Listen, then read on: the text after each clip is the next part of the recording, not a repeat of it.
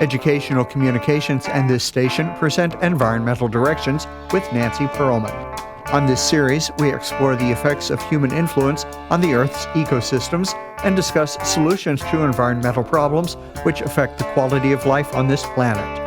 Environmental Directions gives you the kind of information you need to help you participate in decisions impacting your community, the nation, and the world. Now, here's your host, Nancy Perlman. Hello. For the next half hour, we're going to be talking about architecture and how sustainable architecture is, especially in Europe. My first guest is Andrea Wiegelmann. She is an architect, a journalist, and a publisher with the Triest Verlag company in Zurich, Switzerland.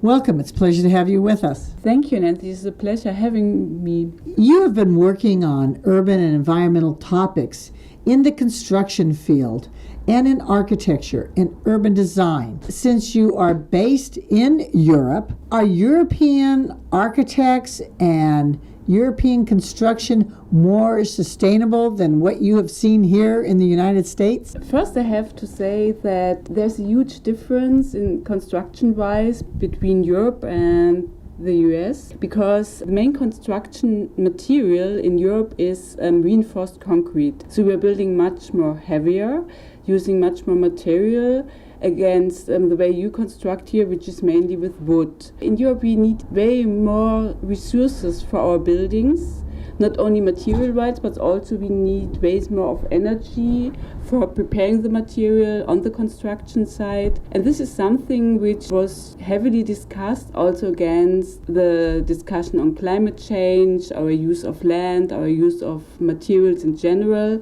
There is a huge progress in the direction of a more sustainable construction, not only in architecture, but in the whole building sector. But I think of Europe as a place with not as much land as the United States, a place that has ancient and historic buildings that have been around for not just decades, but centuries. So how much new building is there versus remodeling and redoing the older facilities, both homes and office buildings, and making those both modern and sustainable? Yeah. After the Second World War, most cities, mainly in the middle part of Europe, so Germany and Netherlands and Poland, they were destroyed. So there was a huge building industry going up after this. For example, between 1945 and 1975, the whole housing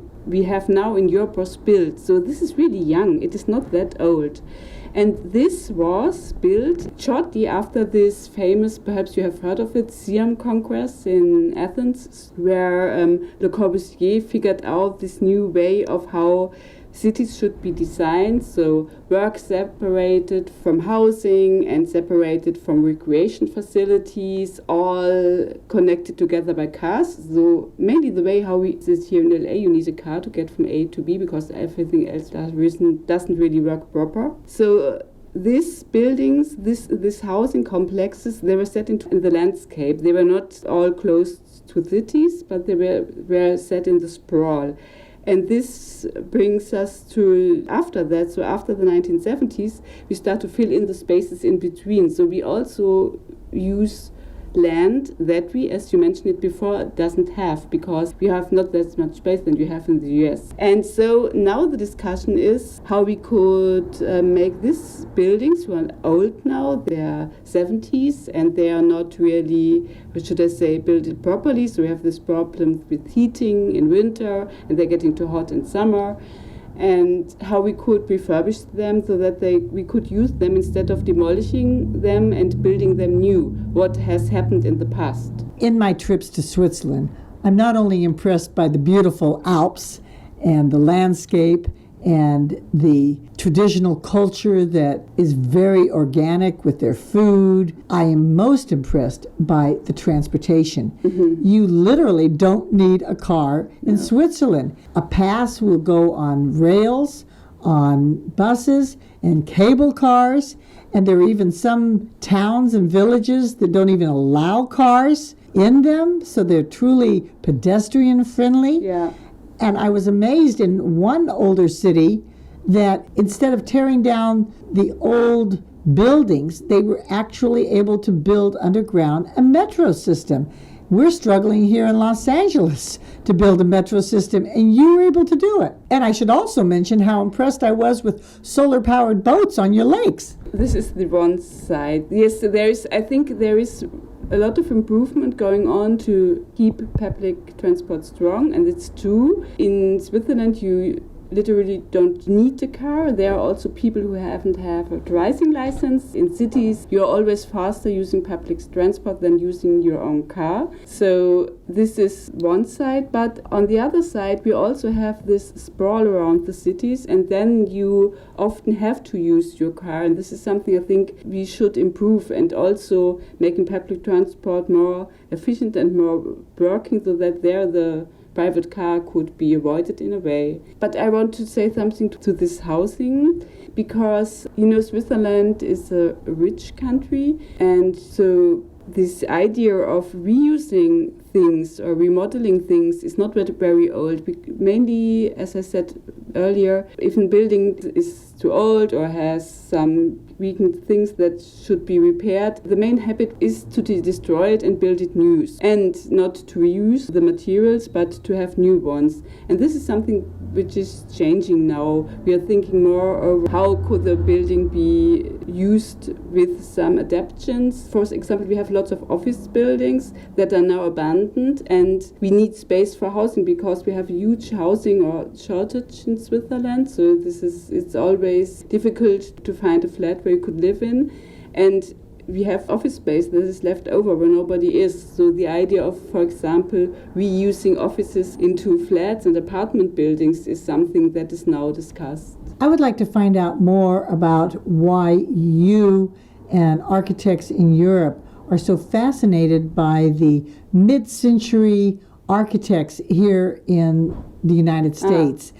especially in Southern California. You have come here to Los Angeles, San Diego, Palm Springs, the whole area, to visit some important buildings designed by very famous architects from the 1950s and 60s.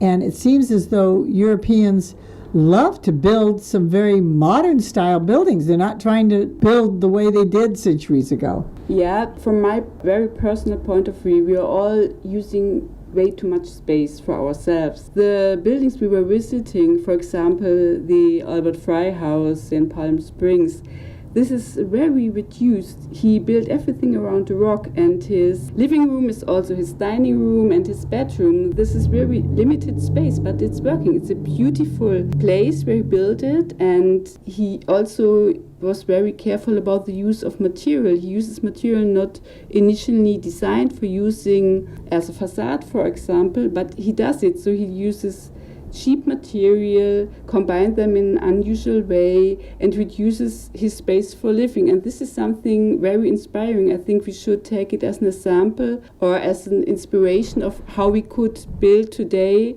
with less space, perhaps with reuse of materials or being creative in using materials. But also having them interesting, like an artistic piece, so that you can enjoy looking at the building almost as an art piece. Yeah, that is the second point, because as we have traveled to Switzerland, you may have been aware that we have these huge, beautiful cities, the city centers, but when you go into the outskirts, the building looking all the same, like blocks. They could be everywhere. They're in a beautiful landscape, but windows facing in the wrong direction. So they didn't enjoy the places where they are. They didn't interact with the environment. And Albert Frey's building, for example, does this very, very well. And I think this is something we should come back to, because if a building really could do this, then you doesn't need that much space inside, I believe. On your travels here in Southern California, you are making an effort to see some modern architects, including works by Lautner, Neutra, Schindler. How did these stand out to you in comparison to what's over in Europe? I think when they came here, there were totally different climate for them to build. They have clients that allow them to experiment. They were also influenced by the discussion about modernism that have been going on in Europe, and where they started also to construct and to build.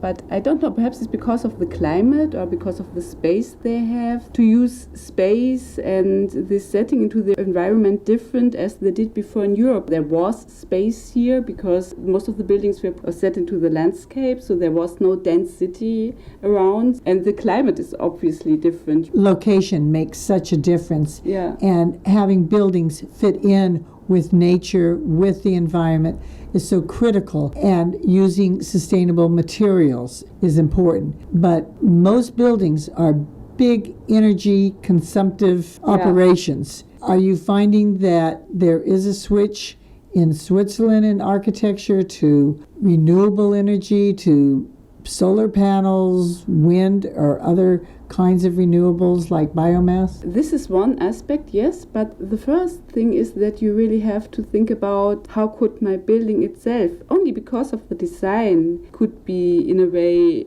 more careful in using energy, because you have the directions, you have north, south, east, west, and so if you have all the facades to the south, then you have to be careful with sun coming in summer, but in winter obviously it's helpful to heat the space. There's both passive and active ways to have buildings be more energy efficient. Yes, exactly. Because we have all these technical tools, we are looking more on this active stuff in the last years and totally ignore the passive ones, which means how settings of windows, setting of the building on the side, and using all this stuff to design a building that is passive in a way already so sustainable that you do not need that much on active stuff, because this takes energy, obviously. You work for a publisher who publishes books on architecture. Who are some of those European architects that we may not be as familiar with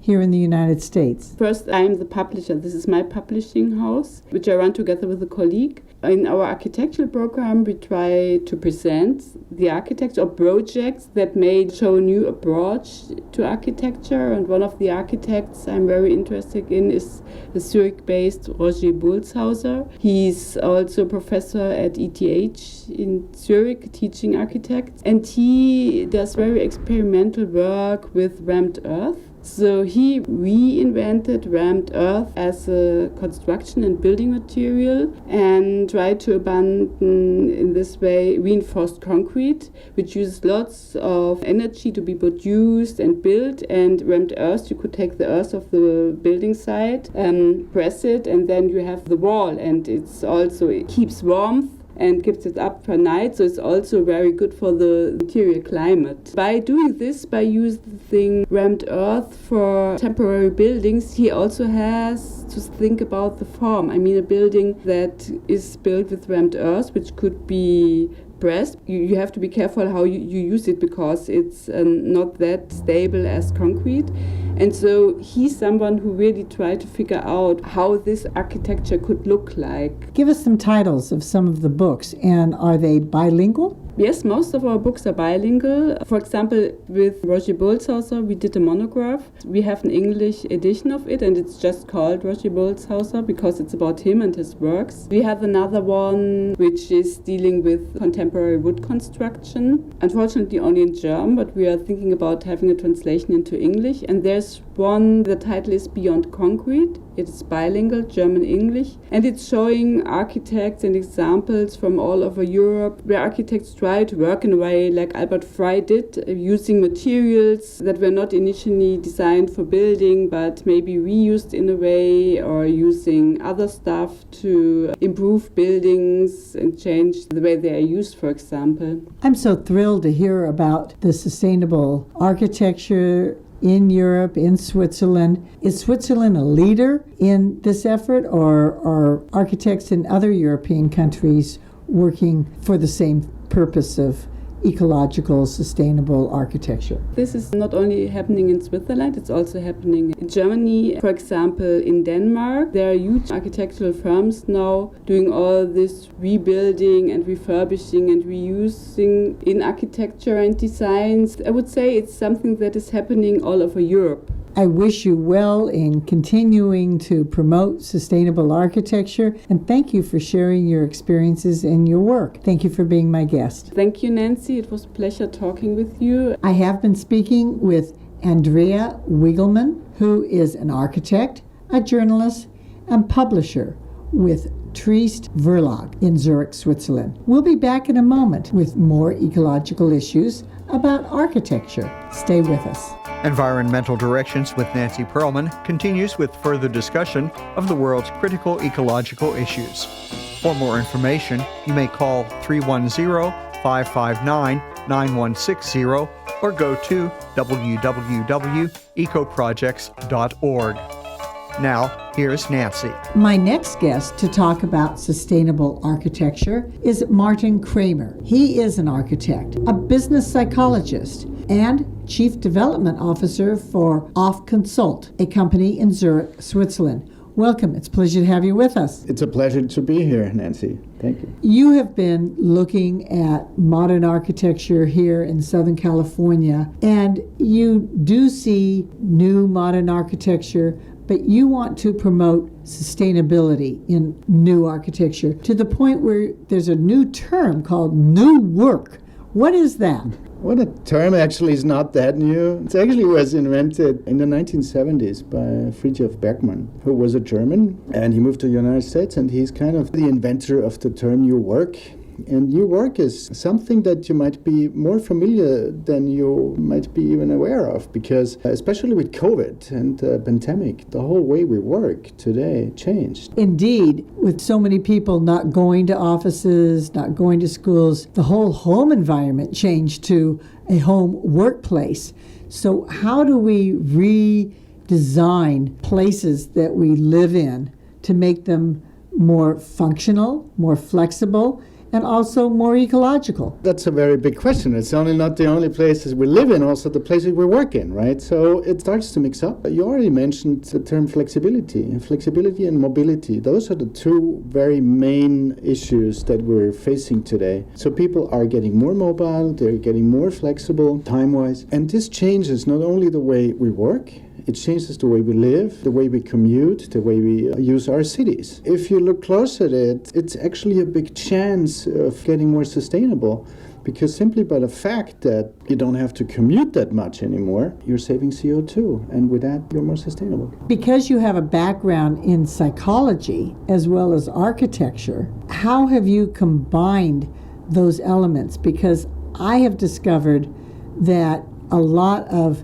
newer buildings were not so healthy for the people working in them, in their cubicles. They weren't able to share. And I always thought it odd that the chief executive officer had the beautiful corner window office. It was rarely there, and people who worked day and night in the place were often in rooms without even windows to see nature. Right, and this is what is going to change drastically, and it has to change, and it is already changing, because there's a big movement actually to make work environments much more friendlier and more human-oriented and user-centered than they used to be. Because a classic office building, which consists of cubicles and, as you mentioned, a single occupancy office for the boss, is probably not the most human-centered and experience-driven place you want to be, right? And this has a lot to do with the psychology, how to use it. So in my work, we're not only occupying ourselves with the space, we're also occupying ourselves with how to use it, right? And how people are interacting with it. And when you now look at what is happening with COVID and home office and all these places, so people today, and we're talking about a certain form of work which is called linear work. Linear work means that you're doing emails, you do something for yourself, right? So you don't have a lot of interchange and exchange with others. But then what we noticed with 2 years at home, you don't have any interchange, right? You don't have any connections, or you're losing actually the social contact to your colleagues, to your company, and so on and so on. So the question today is how to bring people back in the office, right? But then they wouldn't go there because it's not worth it, because you don't want to return to your cubicle, right? So that's not the issue. So this is where there's a big change now, that we see office buildings and offices and all that much more out of the view of a social context, where you actually go there, you have some exchange, you can be innovative there, you can be productive with others that you have to connect to. There have been new studies that have shown that people really do enjoy seeing trees and plants, either through the windows or having them around them. My position has really taken on again the importance of let's have flexibility, let's be able to connect from the indoors to the outdoors. Do you see that happening now? There's actually a term for it. It's called biophilic design. And this is based on science, actually, that you're actually feeling better when you have contact to the outer world. That's one thing. And when you see plants, that really has an influence on your heart rate, actually. So you can actually measure the stress level of people within spaces with or without green space, or even green images. So even the images of greenery, the image of a plant, are already helping that your heart rate and your stress level is actually going down. Those are such reasons why I would go to an office, because I feel there a higher quality that I might even have at home. This is something that changes the mindset of how we work and what the meaning of work also is. You're traveling here in Southern California with my previous guest, Andrea, looking at modern architecture. What have you discovered from some of those mid-century modern architects about what they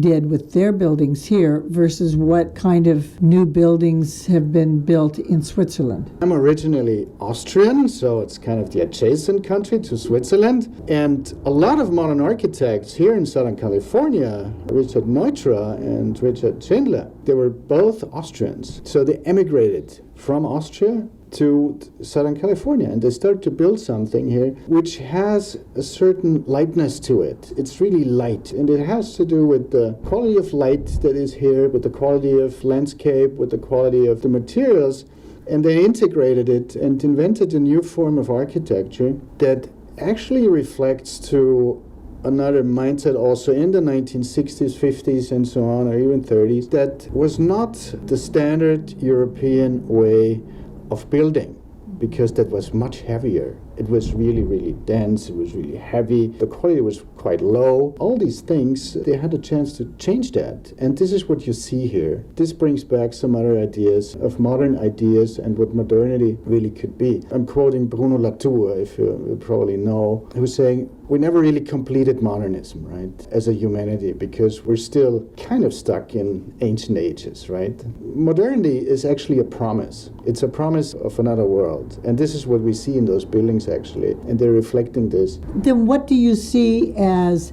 this century's modern architecture? Obviously, I hear the key phrase all the time, sustainability. It's got to be more sustainable. It's got to be more energy efficient. You advocate use and reuse of construction materials, design, where it's located. What changes are we going to see to make architecture more functional, more ecological, more sustainable? We see a big shift, actually, and that big shift is going towards seeing things, I'm including buildings, not a singular piece that is isolated from everything else. We see it more as a concept. Like when you talk about sustainability of buildings, you have like three main phases of a building. The first phase is the development and planning.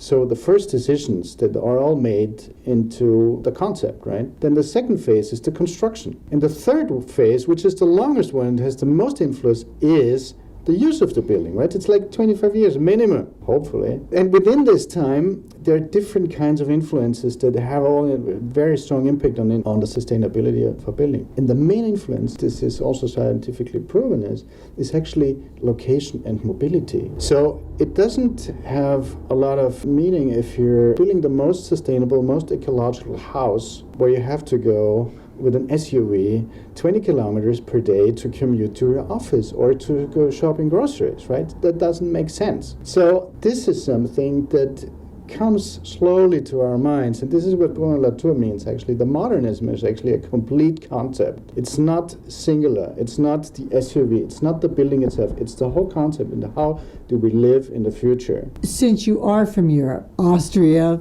you had to put in a plug for your home country, you're working in Switzerland, you've traveled through Europe, you've traveled in the United States, worked here as well. How do you see the Europeans preserving and protecting their historic structures with the new architecture that's being built and proposed? And here in the United States, I see that we have traditionally not maintained our historic buildings and modernized them, and that's something we could learn from Europe. Do you see that architects are wanting to be modern and yet also not wanting to destroy the historic? Yeah, architects generally are very careful in dealing with historic structures. Especially Switzerland is kind of famous for it actually, to integrate historic buildings with some modern language. Actually, when you go to the countryside in Switzerland and you want to have a vacation, you can go on a website. It's actually by the preservation department of the country. It's run by them, but it's always combined with modern elements. So they try to transform the historic structures and historic substance into something new, like a shower. That's what was invented in the 16th century, so you have to build in a shower. But that shower is also nicely made. It's not something cheap that you put in. It's a question of the quality that you would treat yourself and others that includes all this historic and the history of a building, that language and the materials that are smoothly made. All this leads to, a concept, and this is then more sustainable and is also recognized by people and admired. We could talk about architecture independently of the locale, but I am wondering whether or not architects are also working with landscape architects, also working with conservationists and environmentalists to be sure that parks and open space and wilderness are not just something that we go visit far away, but that we can have the wildlife in the city, we can have the greenery in the city, not just manicured playing fields, but some real nature and wilderness wherever people are. Is that a trend at all? Yes, you're addressing a very important point actually, because it's discussing the role of the architect. And the role of the architect in the United States versus the role of the architect in Europe is rather different. Architects have a different position, especially in Switzerland. They have a different position. They're much more taken serious, also by the government, which are not taken serious here. I know that from experience. We can learn from you. Yes, and the role of the architect there is not only the designer, it's not only about, making a building nice looking, it's also again about the concept. And for the concept, you have to solve a very complicated or even complex problem, right? And to solve a complex problem, meaning having all those influences, you need other experts to integrate. And the architect actually is the coordinator of all these experts. So you not only need those that you're named, you also need sociologists, you also need psychologists. This is why I'm doing what I'm doing. It's so wonderful to know that we are getting an integrated system to create architecture, living spaces, working spaces. What is going on in Europe that we can learn and do more here? And what have you seen here in your travels that you want to take back and share with your colleagues in Switzerland? You could learn here, I think, that one thing with the role of the architect, the meaning of architecture is not only something that is a nicely designed building and it looks bright, looks good, whatever. It's function, but function's not the only thing, because function is a really difficult question. What is function? For some people it's different than for the others. But to have an integrated view on a project and to have an integrated view that contains all the aspects, this is something I think where the Europeans are far ahead from the Americans. And I want to thank you so very much for providing us with the European perspective. We can learn from you, and you're probably learning a little bit from us here in the United States. Thank you so much for being my guest. Thank you, Nancy. It was a great pleasure. Thank you. I have been speaking with Martin Krammer, who is an architect, business psychologist, and Chief Development Officer with Off Consult in Zurich, Switzerland. I'm Nancy Perlman. Thank you very much for joining us. And do tune in again next week. If you would like free information about these environmental issues, go to www.ecoprojects.org or call 310-559-9160. Environmental Directions with your host, Nancy Perlman, is a community affairs program of the nonprofit organization Educational Communications and this station.